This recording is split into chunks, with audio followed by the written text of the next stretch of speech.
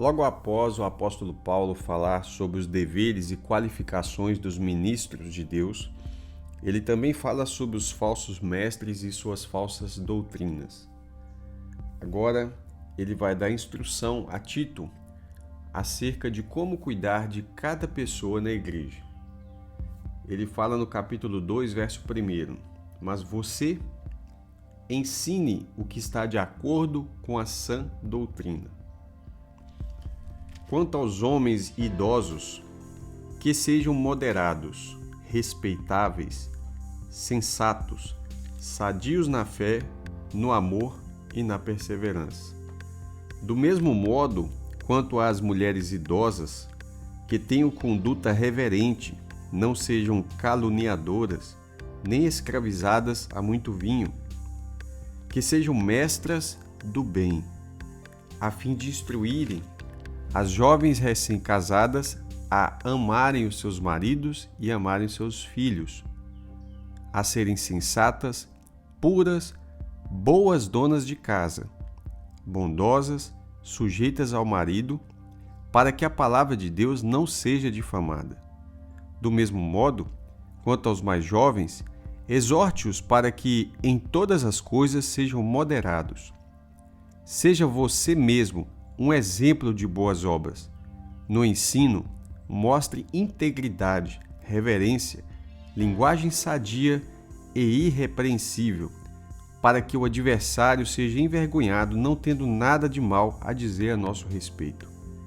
Quanto aos servos, que sejam em tudo obedientes ao seu Senhor, dando-lhe motivo de satisfação, que não sejam respondões, nem furtem, mas que deem prova de toda fidelidade, a fim de que, em todas as coisas, manifestem a beleza da doutrina de Deus, nosso Salvador. Embora já naquele tempo haviam muitos falsos profetas com falsos ensinos, Paulo diz para Tito: tu, porém, fala o que convém a essa doutrina, fala aquilo que é correto. Depois ele continua dizendo, quanto aos homens idosos, oriente para que eles sejam pessoas temperantes, respeitáveis, pessoas sensatas, equilibradas. Quanto às mulheres idosas, que elas sejam sérias no seu proceder, que não sejam pessoas difamadoras, caluniadoras, que não sejam pessoas escravizadas ao vinho, mas que sejam mestras do bem. Olha que interessante que as senhoras da igreja se tornem mestras do bem. Para quê? Para que elas possam instruir as mulheres mais novas, as recém-casadas, a amar o seu marido e amar os seus filhos. Sim, porque o amor, muito mais do que um sentimento, ele é um mandamento e ele também precisa ser ensinado. Por isso as mulheres mais velhas, elas têm sabedoria para poder instruir as mulheres mais novas como amar o seu marido e amar os seus filhos. Outra coisa que aparece aqui é que elas ensinam as mulheres mais novas a serem sensatas, a serem puras. E um detalhe, ensina elas a serem boas donas de casa. Olha que discipulado. É um discipulado que envolve a vida cotidiana. É isso que Deus quer que a igreja pratique.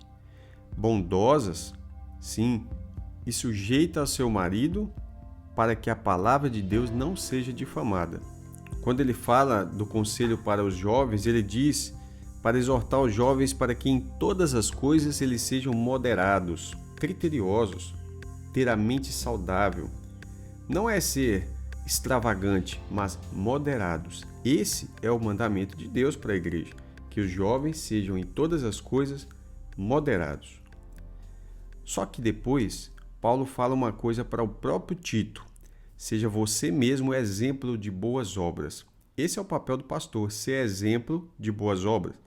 No ensino, Tito deveria mostrar integridade, reverência, linguagem sadia e irrepreensível.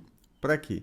Para que o adversário seja envergonhado e não tenha nada que dizer mal contra os obreiros de Deus. E por fim, o conselho aos servos, para que eles sejam obedientes em tudo.